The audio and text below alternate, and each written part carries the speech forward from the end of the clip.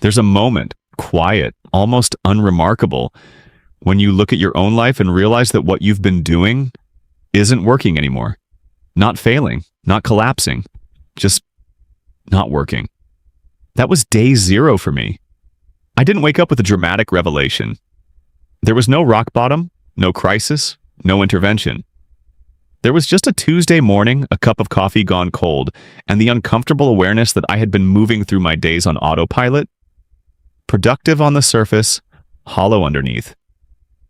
So I made a decision. 7 days. One commitment. No negotiation.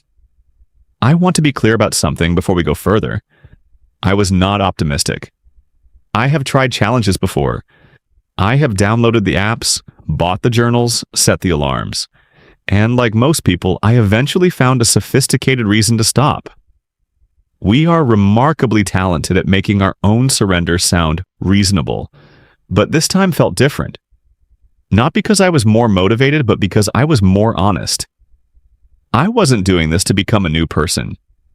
I was doing this to find out what kind of person I already was when comfort was removed from the equation.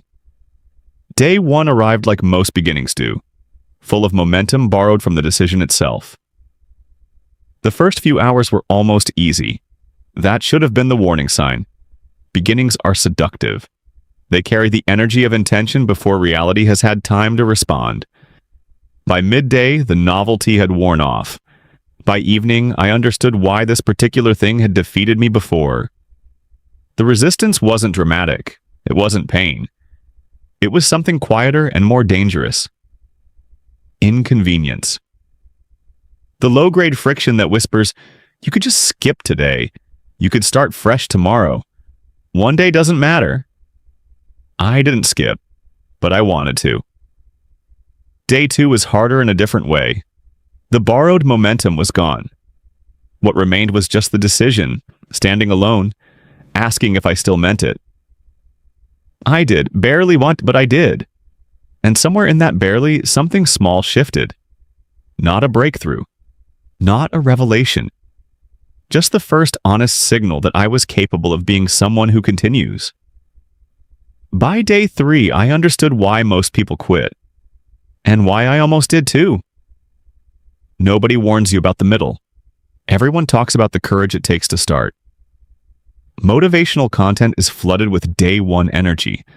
The declaration, the commitment, the fire, and everyone celebrates the finish. The result, the transformation, the victory lap. But days 3, 4, and 5? Those days exist in silence. No applause, no visible progress. Just you, your decision, and the growing suspicion that nothing is actually changing. That suspicion is the real test, and most people fail it. Not because they're weak, but because they're watching the wrong thing. I almost made the same mistake. By day 3, I had stopped looking for results and started paying attention to something more interesting, my own resistance. Every time I wanted to quit, I got curious instead of defeated. Why now? What exactly feels uncomfortable? What am I actually afraid of? What I discovered was quietly unsettling. The discomfort wasn't coming from the challenge itself. It was coming from the identity I had quietly built around not doing hard things. 7 days was dismantling something I didn't even know I had constructed. Day 4 brought unexpected stillness. Not peace. Stillness. The kind that arrives when you stop fighting the process and simply show up for it. I noticed I was making smaller decisions differently, more deliberately, as if the discipline in one area had started bleeding into everything else.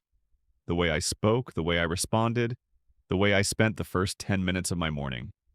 Discipline, I realized, is not a wall you build. It is a language you learn.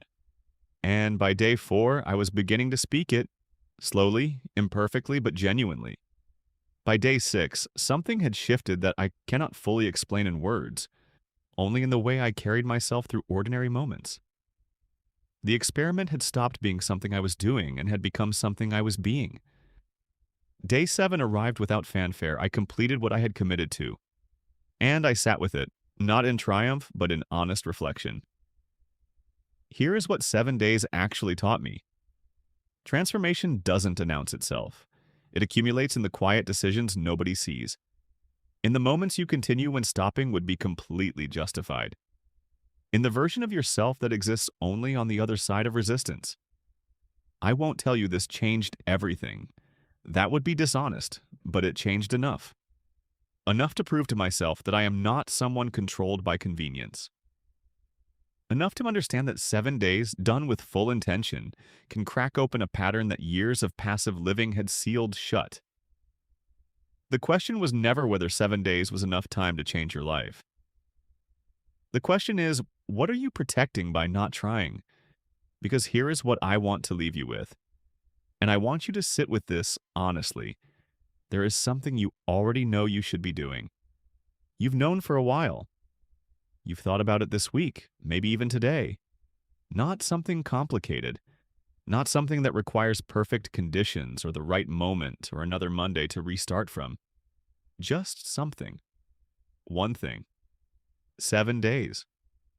So here's your question. And don't answer it quickly. Answer it honestly.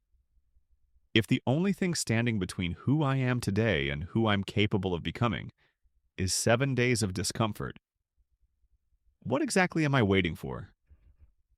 Write it down. Say it out loud. Let it land. Your 7 days don't begin when conditions are perfect.